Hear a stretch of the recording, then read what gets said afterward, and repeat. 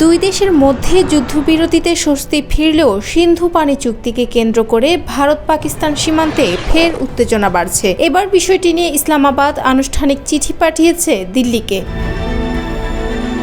বৃহস্পতিবার দ্য হিন্দু ও সামা টিভির খবরে বলা হয়, পাকিস্তান সরকারের পক্ষ থেকে পাঠানো ওই চিঠিতে ভারতের সিন্ধু পানি চুক্তি একতরফাভাবে স্থগিত করার সিদ্ধান্তকে অবৈধ ও ভিত্তিহীন বলে দাবি করা হয়েছে।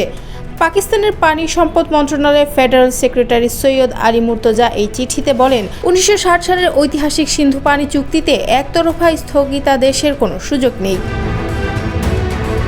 এছাড়া চিঠিতে ভারতের দেওয়া নোটিশের ভাষা নিয়েও আপত্তি জানানো হয়েছে, যা চুক্তির শর্তাবলীর সঙ্গে সাংঘর্ষিক বলে দাবি ইসলামাবাদের। বিশ্ব ব্যাংকও বিষয়টি নিয়ে মুখ খুলেছে। সংস্থার প্রেসিডেন্ট অজয় বঙ্গ স্পষ্ট করে বলেন, সিন্ধু চুক্তি বাতিল বা সংশোধন করতে হলে দুই দেশের সম্মতি প্রয়োজন।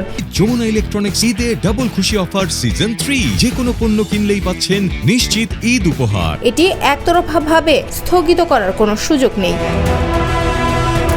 চুক্তি ঘিরে এই নতুন উত্তেজনার পেছনে আরও বড় একটি প্রেক্ষাপট রয়েছে। 22 এপ্রিল কাশ্মীরের পেহেলগামে বন্দুকধারীদের হামলায় 26 জন নিহত হয়। ভারত সরাসরি পাকিস্তানকে দায়ী করে। ইসলামাবাদ যদিও অভিযোগ অস্বীকার করে স্বচ্ছ তদন্তের প্রস্তাব দেয়। তারপর থেকেই শুরু হয় পাল্টাপাল্টি পদক্ষেপ।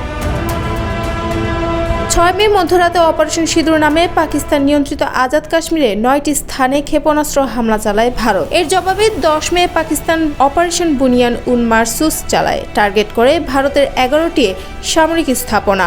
ব্যবহার করা হয় ফাতাহ 1 ক্ষেপণাস্ত্র। উত্তেজনার মধ্যেই গত 10 মে মার্কিন প্রেসিডেন্ট ডোনাল্ড ট্রাম্প সোশ্যাল মিডিয়ায় পোস্ট করে জানান, ভারত ও পাকিস্তান যুদ্ধবিরতিতে সম্মত হয়েছে। দুই দেশের সামরিক কর্মকর্তাদের মধ্যে ফোন আলাপও হয়েছে, যেখানে শত্রুতাপূর্ণ পদক্ষেপ না নেওয়ার ব্যাপারে একমত হন তারা। তবে পানি চুক্তি নিয়ে স্থায়ী সমাধান না হলে যুদ্ধবিরতি টিকবে না বলেই হুঁশিয়ারি দিয়েছেন পাকিস্তানের পররাষ্ট্রমন্ত্রী ইসাক দার। তিনি স্পষ্ট করে বলেন, পানি সমস্যা সমাধানে ব্যর্থতা মানে যুদ্ধ ঘোষণা।